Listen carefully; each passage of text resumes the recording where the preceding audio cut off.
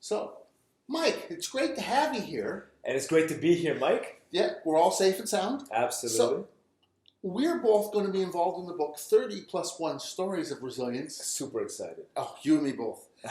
So, it's all about the power of stories. Yes. Your story, my story, and 29 other stories. Yes. And helping inspire people to push through. Yeah. And this title is 30 plus 1 because if you just hang on for one more day, one more try. So I like that. it's a messy title, 30 plus 1 Stories of Resilience, but on the other hand, it's not. It makes perfect sense. So I want people to read the book to learn your story, but why are stories important to you? You know, it's because they give me the sense that it's possible. It's not some imaginary thing or something somebody wrote in a book, something like was gurus told me about. You hear about it and you say, yeah, great, fantastic, great. It actually brings it to real life. It makes it so you know that someone is tangible. It's more than just they've done it. It's possible. And there's a path that they took. There's steps. It's not nebulous anymore. And it makes it in this context where you can draw out of it and use it in your life. Somehow it makes sense and fits.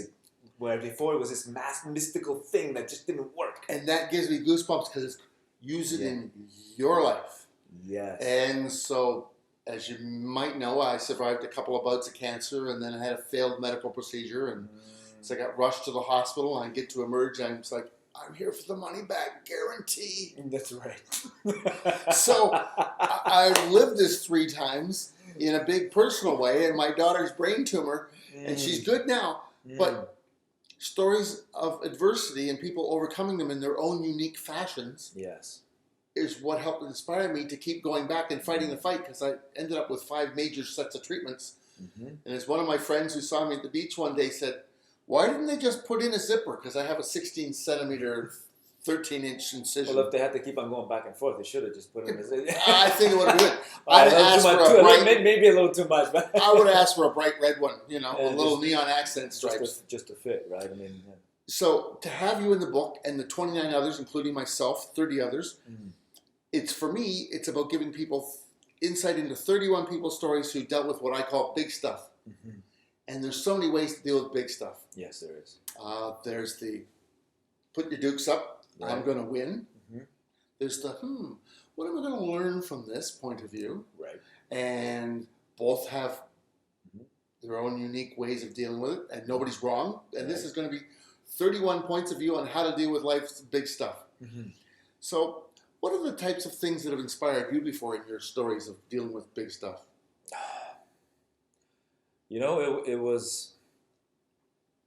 It's not that so much it was the inspiration as much as it was that how do I make it real? It's for me, some people get inspired by stories. Yes. They get up and they get motivated. It's like watching that motivational movie or that thing. And you're like, they did it, I'm going to do it. Or the words just build this thing within you, this energy, and you go. For me, it was always seeking... there was no question about breaking through. It was the how. It was it's the demystifying this thing that somehow we're all supposed to be able to figure out, and we read it everywhere. It's all inside of you.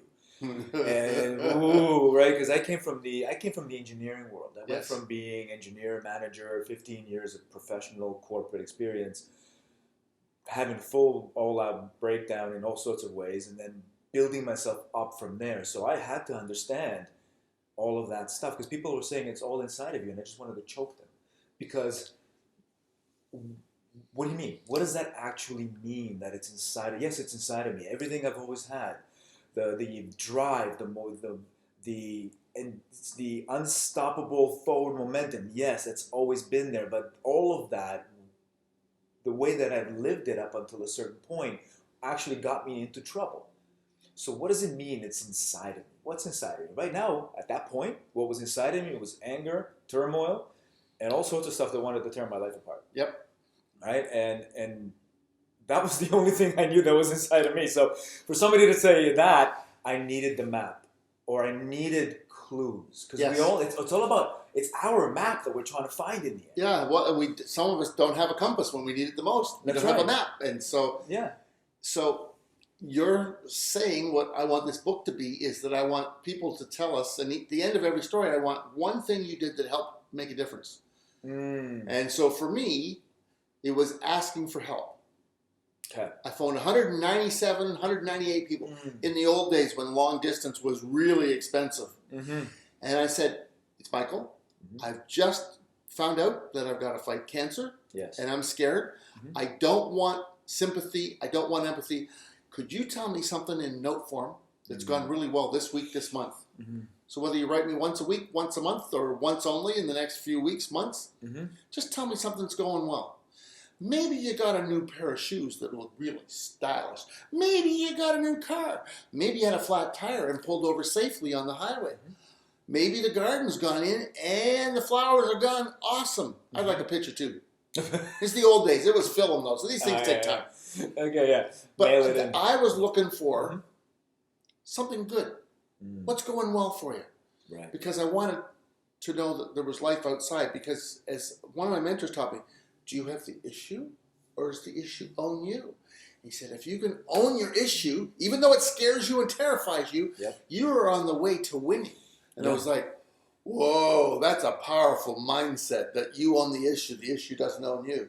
And I would go to say, but at 3 o'clock in the morning, it's okay if the issue owns you for an hour.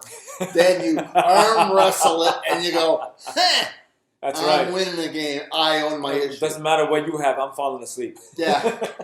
So that's when you reflected that's exactly what we want this book to do, is to inspire people to say, the book's not long enough to give you the details of everything 31 people did, but for Michael, it's, I asked for help and I built a team. So people are going to have to read the book to understand yours, and that's good. Yeah. But it's other people's stories. I once read a guy called Og Mandino, who in the 80s was a world-famous author who sold more books some years in some countries than several famous books of faith. And he said, it's really humiliating and humbling. I don't want to outsell famous books of faith, but I'm getting rabbis and nuns and priests and people of faith of different descriptions from around the world saying, we're using your works in the prison system or in healthcare. And it was like, so I started reading his books, and it was like, this guy's about hope. This guy's about giving me some breadcrumbs to develop my own path, but he's helping me understand that. Ask for help. Yes. Careful what you ask for, though. When somebody said, what do you need? I said, I need a prayer team. What do you want the prayer team to pray about? I need wisdom to cope, and I need healing. Forgot to ask for pain management.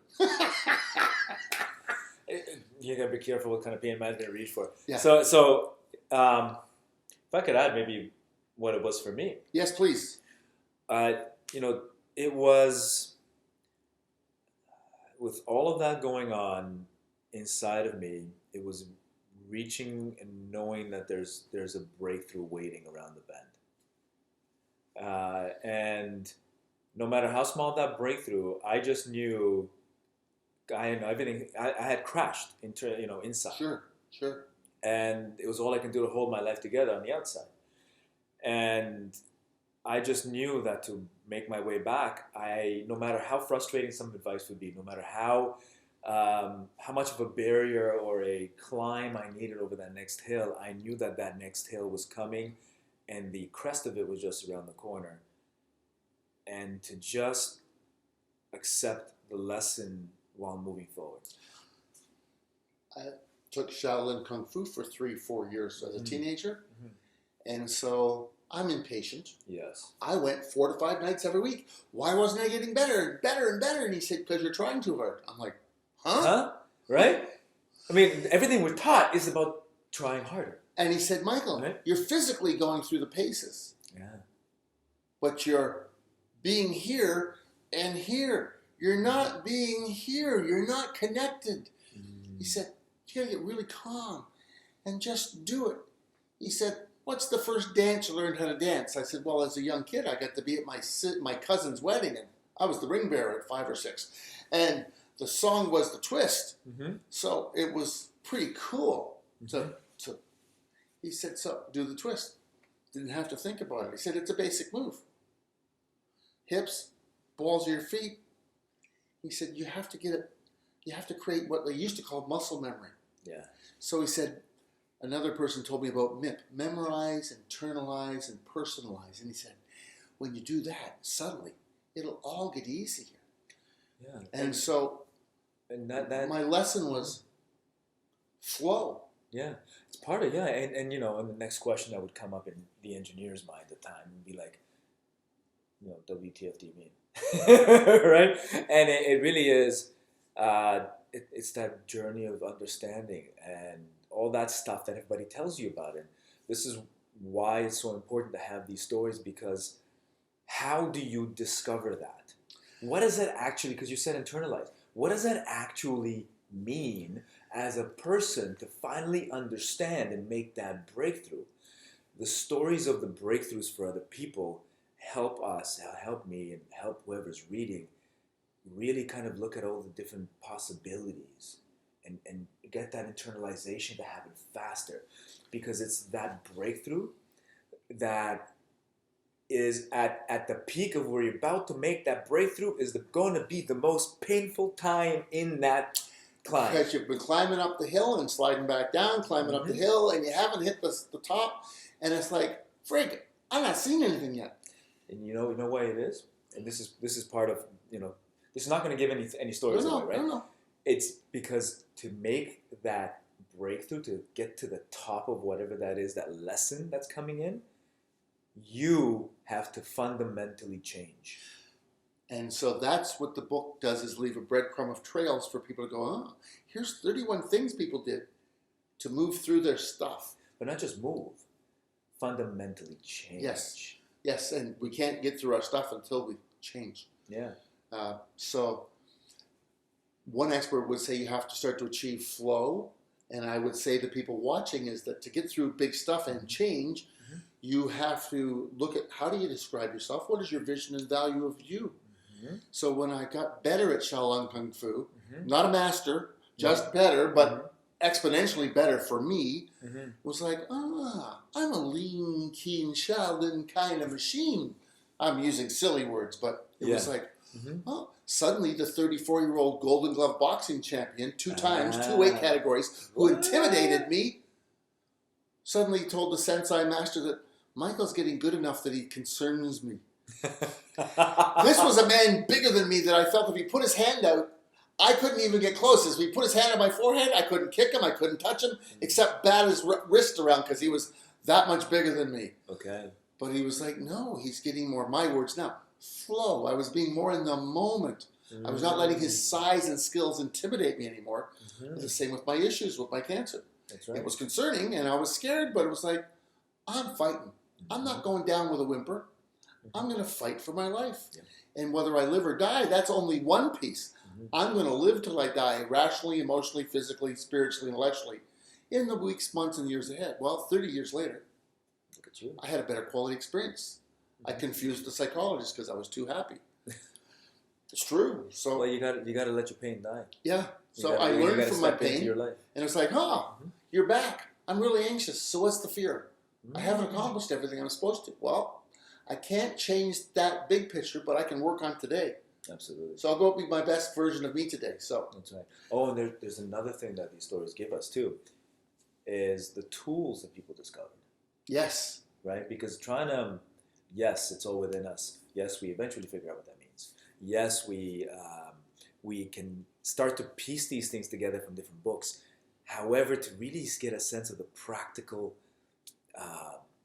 application, when somebody actually practically used it in their lives, that particular thing, and how they grew into understanding it, that's another huge thing that these stories give us. And it's beautiful.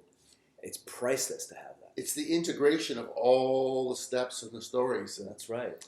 When I had that wise gentleman tell me in my 30s that, Michael, MIP, memorize it, internalize it, and personalize it. Make it your own. So when I realized that joyfulness and silliness were cousins, and that in the corporate world, silliness didn't necessarily get you anywhere. But when you're in the hospital ward and you dropped 137 pounds because you're really you're in deep. A little silliness and humor helps the pain go down. Psychological pain, physical pain. Yeah. So when somebody sent me a garden plant, a great big grape ivy, I stuck it on the other side of my IV and chemo pole, and I fished one of my old IVs out of the garbage and taped it by my arm for fun and stuck it in the dirt. And then I went room to room on my ward saying, hey, I got grape ivy therapy today. You want some?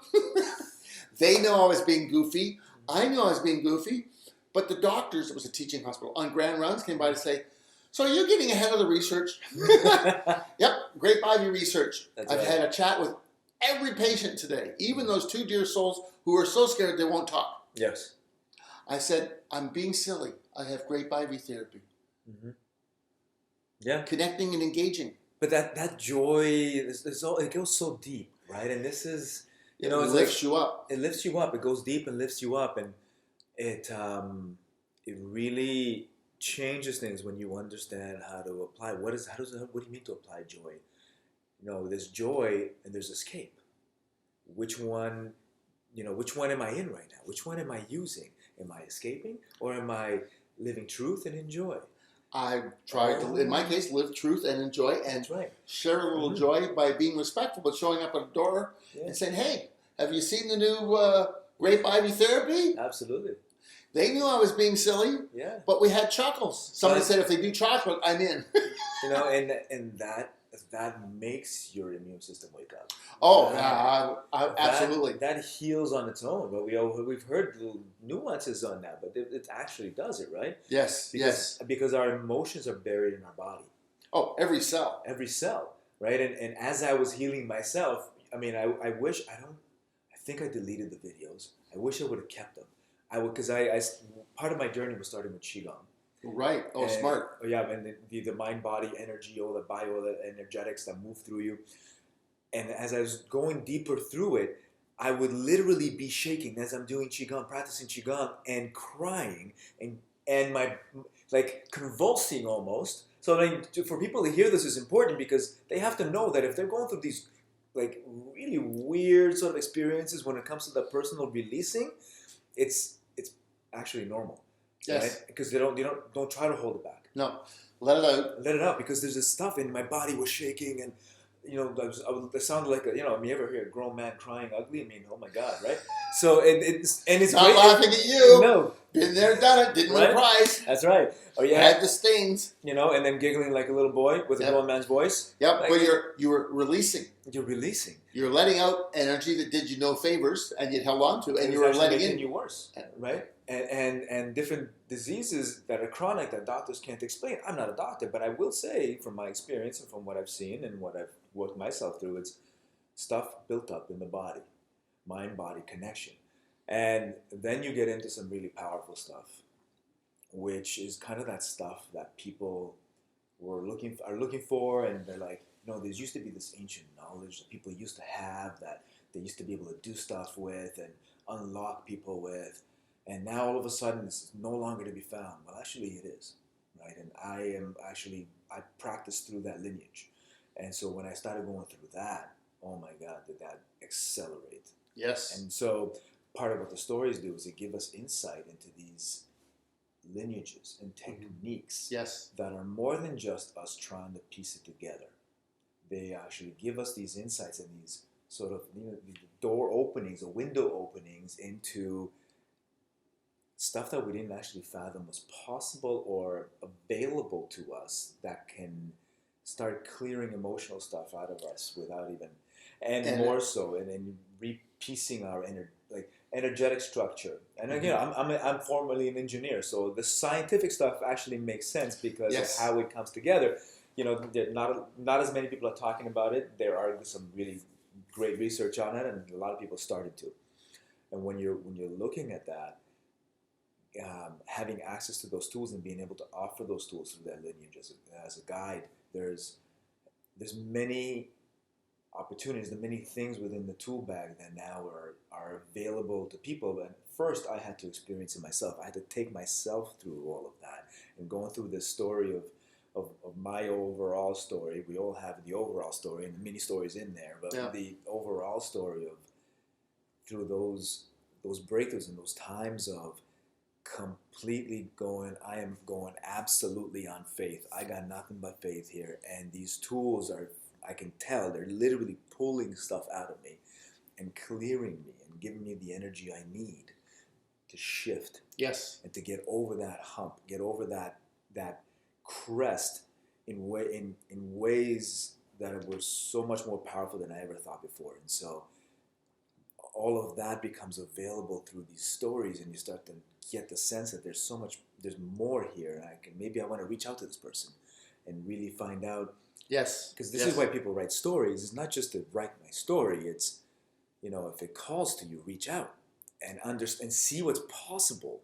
Because there's so much more that when you actually reach out, you get more than just the knowledge. Knowledge is, people say knowledge is power. Knowledge is awareness that you might or may not do something about. It's you getting that knowledge and actually taking that step, reaching out to the person that's taken that knowledge, turned it into applied wisdom, and more than that, actually used it and knows how to use it to shift others. Key phrase, applied wisdom. Thank you. Yes. Yeah. Don't tell me. Don't tell me. Show me.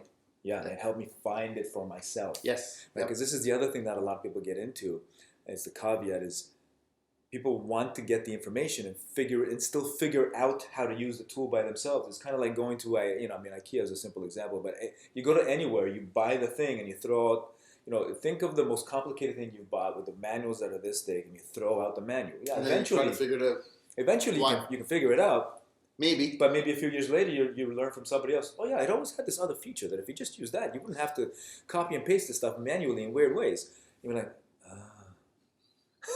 right? And that's the other. So that's the stories bring you that because there's more behind it. You can kind of feel it in that story, and if you just realized you could reach out. Yes, totally agree. These people are here. I'm here. You're here. The people in the book are here for you to reach out and be able to say, hey, seems like you figured something out that I need, or tell me more. Get me. There's a fast forward here. Can you offer me that opportunity? And I will say, and you will say, and other people will absolutely. Let's talk about you, and let's talk how it applies because. People want it, yet they want to figure it out. We have this culture of, I want to figure it out by myself, whether it's because you don't want to be taken advantage of, whether it's because you feel like you were taught you have to figure it out by yourself. It's part of that whole growing up. Or I'll feel stupid if I don't figure it out That's myself. Right. No. Right. No, my Shaolin Kung Fu master cut years off my learning. Absolutely. That's why you go to them. It was like, feel my energy? What does he mean by that? That's it. I just saw a 120-pound, 9-pound man with training with his energy show a 260-pound, very fit gentleman, and the 129-pound man and the 259-pound officer, and the officer's like, if they were all like him, I couldn't be a cop.